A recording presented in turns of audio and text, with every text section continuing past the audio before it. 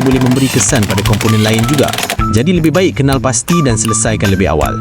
Dalam kes ni, selepas cooling coil ditukar dan sistem dibuat vacuum mengikut prosedur, gas diisi semula ikut spesifikasi yang betul. Selepas siap, suhu kembali stabil dan airflow lebih lancar. Bau yang sebelum ini ada pun sudah tiada.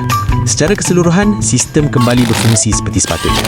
Bagi aku, yang penting bukan sekadar tukar komponen, tapi pastikan diagnosis tepat dan kerja dibuat ikut spesifikasi.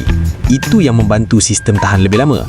Setiap model kereta ada karakter sistem aircon yang berbeza. Jadi diagnosis memang tak boleh sama untuk semua kereta. Untuk kerja yang melibatkan dashboard, aku lebih utamakan ketelitian supaya bila pasang semula, semuanya kembali seperti asal. Untuk kes Myvi ni, urusan dengan owner memang senang dan smooth. Dia bagi kerjasama penuh dari awal sampai siap. Nak explain pun mudah sebab communication clear. Customer macam ni memang kita hargai. Bila saling faham, kerja pun jadi lebih tenang dan teratur. Kalau korang ada masalah macam ni juga, cuba komen sikit. Kereta apa dan simptom macam mana. InsyaAllah aku akan reply dan share pandangan ikut pengalaman yang ada.